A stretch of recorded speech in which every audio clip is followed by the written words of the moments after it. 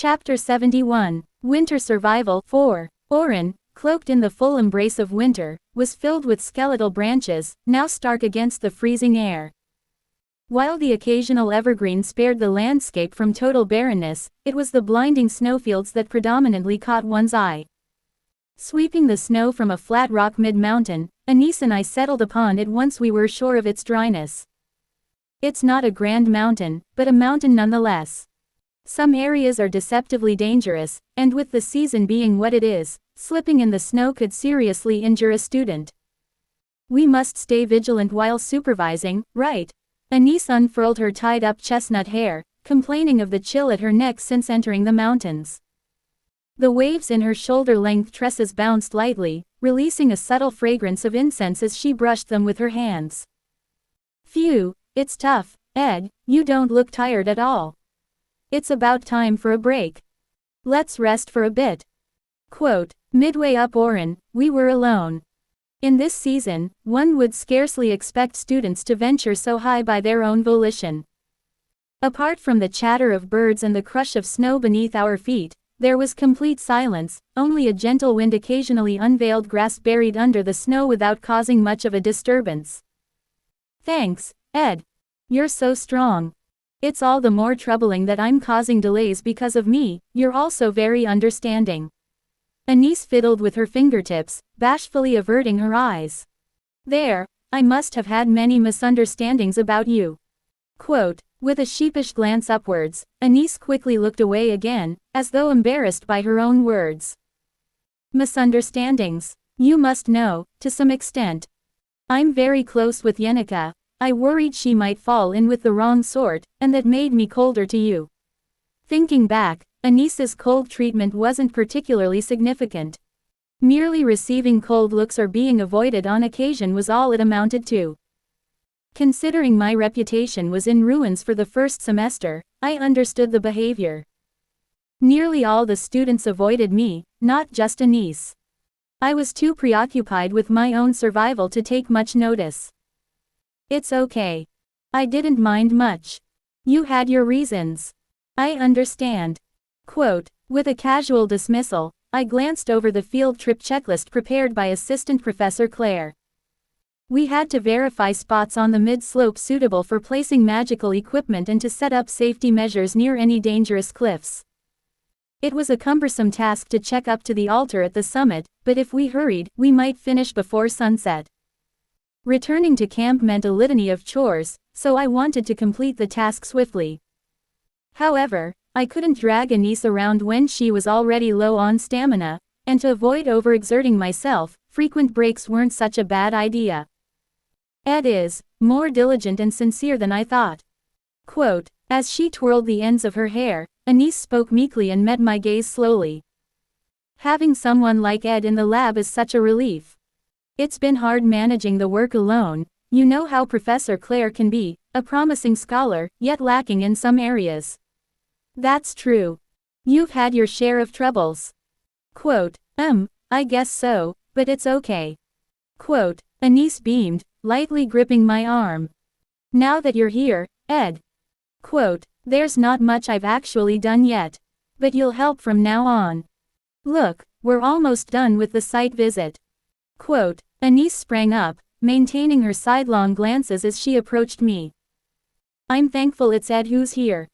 Of course, the other two are a great help too, but having Ed is a real support for me. Quote, ellipsis question mark quote. Ed, it may be painful to mention, but, after all, you were disowned by your family, weren't you? Expressions can be so varied. They may all be smiles, yet so different. The smile Anise now gave me seemed to indicate a lingering pain rather than cheerfulness. With a bittersweet smile, she nonchalantly rested her hands on her hips and bent slightly forward, as if wanting to see my reaction.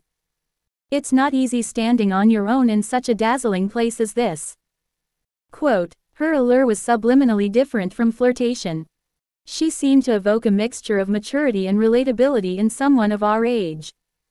Stepping closer and trailing her hand down my arm, she didn't lose the bittersweet smile as she continued. I sympathized. I managed on my own after my family's fortunes fell right when I joined the school. I wanted to keep attending, so I persevered alone. Quote, that must have been hard. Quote, yes, it was tough. Quote, Anise looked away distantly, as if recalling the struggles of her solitary battles of the past. It felt like walking through a long, lonely winter. Quote, she certainly gave off an impression of resilience, whether in financial matters or others, she had clearly handled it all on her own. Maybe that's why I felt a kinship with you. You must have had a difficult time with academic life as well. And with all those rumors. It's not so bad once you get used to it. Don't be too disheartened. You've held up well yourself. Quote, ah ha ha. Thanks. We have quite a bit in common. Quote, at her sentimental disclosure, I offered my share of comforting and empathetic words. I was somewhat surprised by her demeanor. I had pegged her as more cold and pragmatic than this. Though we weren't close, this side of her felt new to me. People truly reveal themselves over time. Indeed, you have a strong spirit, Ed. I'm truly glad we've resolved our misunderstanding. Perhaps the sensitive conversation has affected me, I feel a little flush. Anise, once more busying her fingers, turned away hastily. Anyway, I'm embarrassed. Let's head to the summit, we've rested plenty. We should finish quickly, and do be careful. There are lots of loose stones ruined here. Before finishing her sentence, Anise had slipped, tumbling towards me and landing squarely in my arms. Ovoa. Anise let out a flustered yelp, pushed off my chest, and quickly extricated herself. Sorry, I tripped over a stone. Be careful. Quote, looking down for the treacherous stone, I found nothing, just slippery snow. Anise began vigorously fanning herself, as anyone would in an embarrassing situation, while I patiently waited for her to regain composure.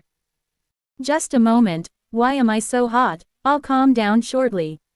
Wait for me here, I'll be right back. She dashed behind a nearby bare tree, leaving me seated on the rock, exhaling deeply and watching my breath cloud the snowy scene before me.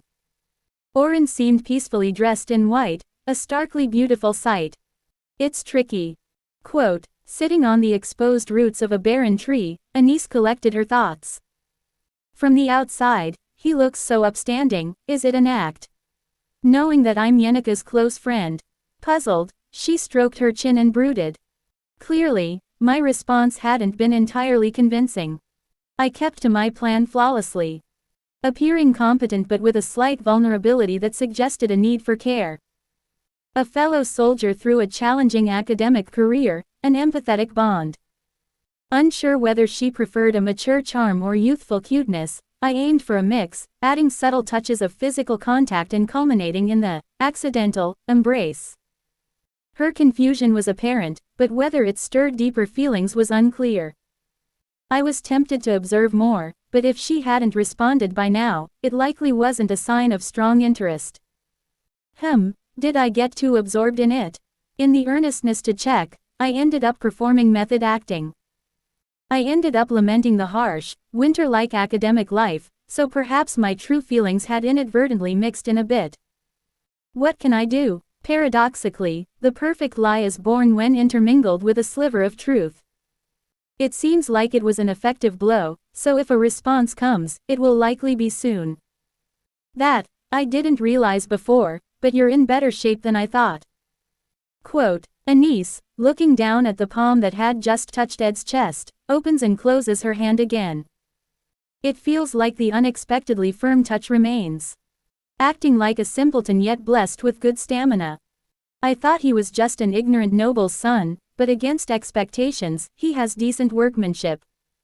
His appearance is not something I need to bother evaluating. Indeed, to a naive girl like Yenika who knows nothing of the world, she might completely fall for him, but Anise has background knowledge. After all, Ed is a descendant of the high-pressure Rothtaylor family, and the notoriety of the past doesn't just disappear overnight simply because things have calmed down.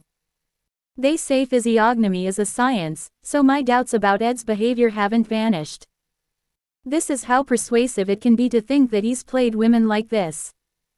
To womanizers who change masks and discard women, Such manipulation is as easy as eating cold porridge. If even Anis finds him a strangely ambiguous figure, it's only natural that an innocent girl like Yenica would fall completely for him.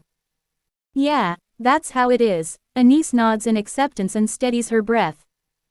A thick mask drapes over the surface of the skin. Asterisk. The renovated Ophelia's mansion now looked far cleaner and more modern than before. Of course, there is no way Tanya, who has just set foot in Sylvania, would notice the difference. She could only admire it in comparison to the Roththaler mansion. It appeared nothing short of magnificent. When she had come to apply before, it was still under construction, so she hadn't imagined it would turn out this beautiful.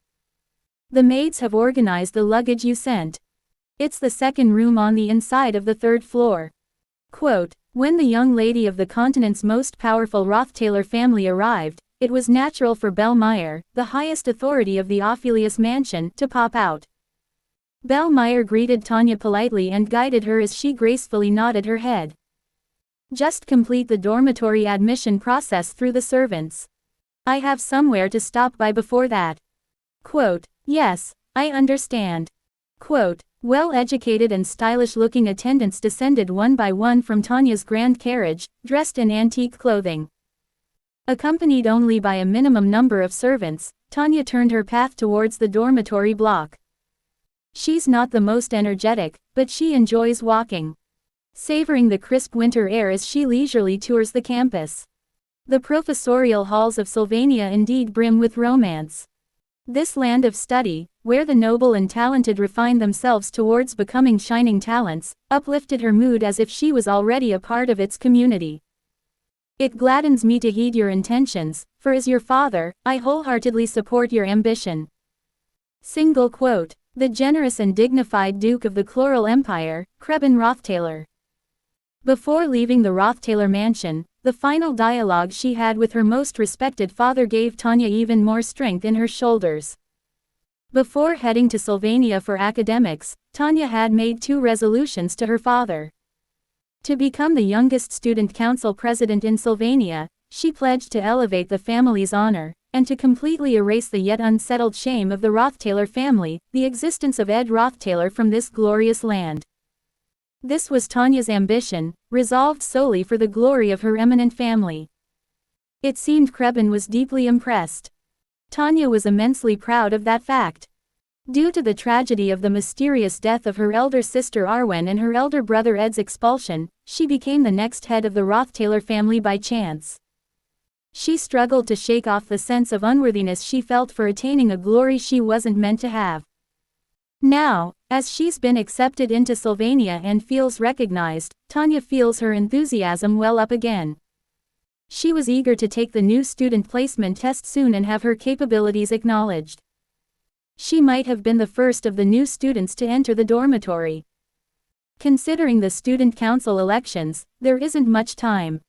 She wanted to meet as many important figures in the school as possible, stamp her presence, and recruit them to her side. Becoming the student council president in her first year, a feat never before achieved in Sylvania's history, was Tanya's primary goal. Within the academy, there are several big shots present. Convincing each student one by one is important, but if you want to become the student council president, it's crucial to enlist the key figures who drive public opinion as your allies. Single quote. Krebin's golden advice. And his help. There are many big shots within the academy with whom I am acquainted. Since I have some business to take care of, why don't you, acting for me, make your presence known to them, and while proposing various ideas, expand your influence. Surely it will be a good experience. No, persevere, Tanya. Single quote. Tanya was breathless even as she walked. Though she lived in the Roththaler mansion and was raised as a precious gem, she rarely did anything on her own initiative. She was merely carried on the family's glory, without substantively doing anything for the family. This was her chance. Not only was she representing her father, but more importantly, it was about establishing Tanya Roththaler's own position. That's all. Quote, Tanya concluded with a bright smile. Her ambition to become the student council president. her resolve to completely restore her family's honor by erasing the likes of trash Ed Roththaler. And what benefits she could offer when supported. What promises she could make. Having laid all that out, she smiled once more with dignified grace. As fresh as a newly bloomed rose, the eagerness of a new student was captivating. The big shot, sitting across the table from Tanya, remained quietly seated throughout. Anyway, the student council elections are a long way off, and there's a lot to do as a freshman before that, so this is merely a casual promise. Anyway, if you support me, I can actively reflect your opinions in the proposals for school regulations that even influence within the dormitory. Senior. Besides, someone like you, Senior, would know far better than I what it means to have the student council president as an ally. Quote, Tanya naturally continued her speech, recalling Krebin's words. Sylvania will provide you with the utmost respect due to your status, but at the core, it's a land of academics. Even the princess herself accords teachers the respect they deserve as educators within the realm of study, so don't commit rudeness by relying on your noble status. Anyone higher in grade than you are considered a senior. Single quote. Before status comes the year of study. Of course, the person in front of her would treat Tanya with respect according to her status, but she had no intention of being insolent. Tanya had already heard many rumors of Sylvania's brilliant seniors. She was now face to face with one of the big shots from those rumors. It's a matter beyond status. A matter of achievements and capabilities. Regardless of the lowliness of one's birth, the demonstrated ability cannot be scorned by anyone. And isn't it so that not even the most battle-hardened veterans bow in recognition? The figure opposite her had consumed many big shots, and grown big as a lion. Even the air of nobility they exude is indistinguishable from that of the aristocrats. Had it not been for the glory of Roththaler, encountering such big shots directly would have been a tremendous honor unlikely to be afforded to her. Remember when you meet the person I introduce you to. Always treat your counterparty with due respect. Especially when it comes to negotiations and transactions, you cannot lightly regard them as someone you can't handle. Single quote. She and we crossed paths concerning the business plan for the Sage's seals. There are still negotiation items pending, so try to handle the matter as my representative. It'll surely be a good experience. No, be strong, Tanya. Single quote. Lord Telkahelm, with sparkling eyes, watched the new student looking up at him. Quote. After listening to the end of the story, Lord Tel gently closed and reopened his eyes and wore a dignified smile in response. How interesting. Quote. If you want to have more videos like this, then like and subscribe to my channel and have a nice day, and I will see you soon.